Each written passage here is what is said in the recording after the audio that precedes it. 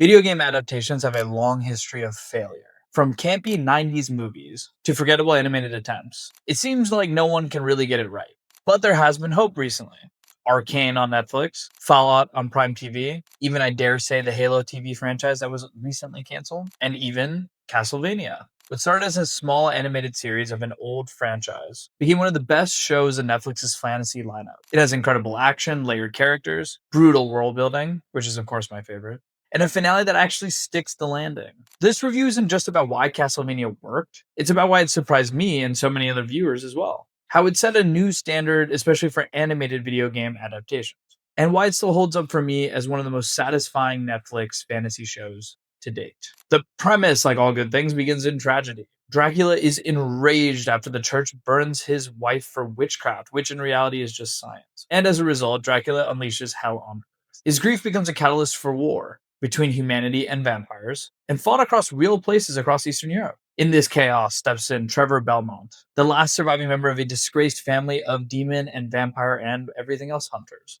Alongside him are Sci-Fi Belnades, a speaker magician with incredible power, especially elemental power with fire and ice. It's really reminiscent for me for like Avatar level of power. And Alucard, which is of course Dracula's half vampire, half human son, who is very torn between going up against his father.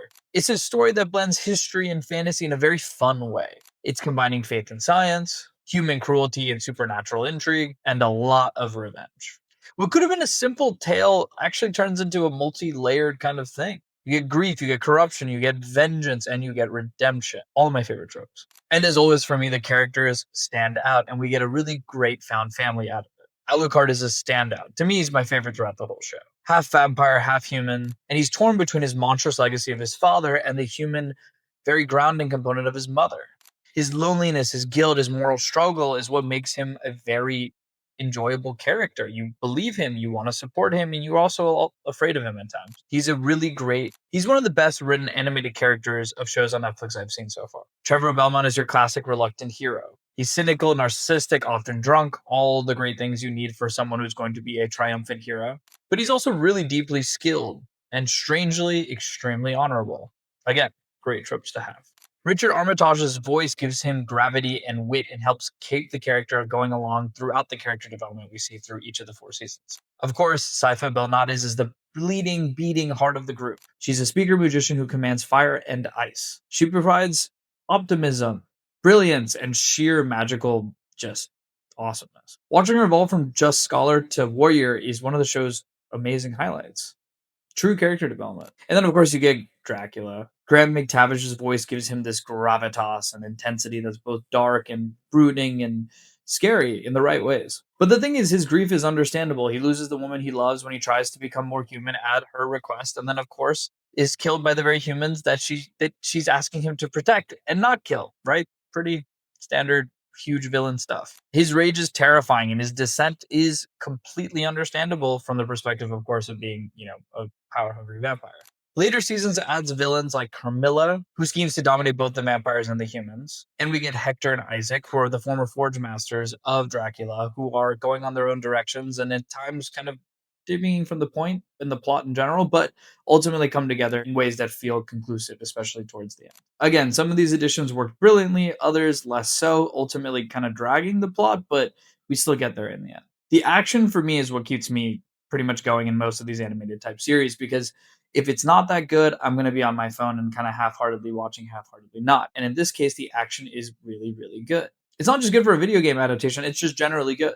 Every sequence is bloody and kinetic and beautifully choreographed. Trevor's whip isn't just flashy, it's precise, it cuts characters in half, it has this magical component, it's fun. Sci-Fi's magic literally transforms environments with walls of ice and raining fire and all kinds of great elemental power that fills the battlefield. And Alucard's sword fighting, with blades floating and striking in midair, and then his own magical powers coupled with it, you just have this incredibly badass character who seems pretty unkillable. The standout, of course, is Season 2's climax, which is the battle with the trio against Dracula. It's brutal, it's heartbreaking, and it's a really great animated scene of fighting and also reflecting on grief and loss and the tragedy of what they're all going through, especially between son and father. There's emotional weight to it that's not just the entertainment component. It actually makes you believe in the characters as they go through their sequences and they develop as a whole. Again, the world building surprised me for Castlevania. I was very pleasantly surprised. It intertwines real history with European cities and locations, done in a way that makes it seem normal that there are monsters in this world and that there are people that either take care of them or are subjected by them. You also have peasants under corruption of the church. You have nobles hiding in their castles and hoarding money. You have travelers caught between suspicion and truth. Themes of corruption and grief run really deep in the show. The church is shown as a force of hypocrisy, especially when they condemn Lisa, Dracula's wife, for healing people. It's calling her a witch when in reality she was literally just using ancient magic techniques. I mean, sorry, not even ancient magic. She was using real, actual medicine to treat people, and they thought it was magic when in reality it wasn't. And of course, Dracula's grief reflects the tragedy and the insanity of unchecked power and grief. Dracula's grief reflects the dangers of unchecked power and wrath. Again, there's also this theme of found family, which I love. Trevor, Sci-Fi, Alucard, they all begin as untrustworthy allies and gently and kind of forcefully at times as well come together to actually believe in a group that you want to get behind. Their quest feels genuine because their bonds are also earned. You believe it. And of course, there's a wink to the crowd every once in a while where you see that, humanity can often be worse than the monsters that we conjured on our own heads. But humans can also be resilient, they can be compassionate, and more importantly, they can be capable of redemption. Now, let's be clear, this show is by no means perfect. Seasons 3 and 4 introduced side characters that at times drag away from the plot, and for me, kept me a little less engaged. Some arcs dragged, especially political maneuvering that took away from the main trio. A few new characters didn't really add much to the plot and ended up not really mattering in the general scheme of things anyway. And again, the whole thing to me is that you're taking away from the core of the show. Personally, I would have preferred a tighter, more intense plot focusing on Sci-Fi, on Alucard, and of course Trevor. Keeping the trio core to the entire thing, I think would have made things cleaner and a little bit better overall. Now, these flaws didn't ruin the series by any stretch. I just think it would have been way better if we're just focusing on the three main characters. Still, even at its weakest, Castlevania remains one of the darker, sharper, and overall more compelling shows that I've seen on the animated front recently. One of the most underrated strengths of the show, though, is the voice cast that we have. Castlevania features Richard Armitage, who's in The Hobbit, and he gives Trevor Belmont so much weight and character. You have James Callis from Battlestar Galactica, brings this sardonic charisma to Alucard. You even have Theo James as Hector, which is insane star power, by the way. And you have Graham McTavish, who adds Dracula's kind of depth and the weight of his voice throughout the entirety of the show. This isn't just like another animated dub. This is a legitimate stacked cast of people and voice actors getting into this and really bringing these characters to life. This is why this works for audiences who've never touched the game, or in my case, never even heard of the game. And me, I'm Sage Patel. I love all things science fiction and fantasy. I'm also author of a series called Tarek that combines a bit of both, and you should check it out below. And with that, we come to the ending. A rare Netflix miracle. Instead of cutting off mid-story, Castlevania actually ends with satisfaction. And that is all I can ask for from most shows. The arcs resolve, the battles accumulate, and we get something at the very end that feels like it was earned and made sense. There are definitely some brutal dark moments along the way. You get lost, betrayal, bloodshed, but the final stretch ties it together beautifully. Again, unlike so many other fantasy shows on Netflix, Castlevania actually stuck the landing. So where does this fit for me? Castlevania is a hidden gem. It could be a must-watch, but it's not quite there, but it definitely is a hidden gem.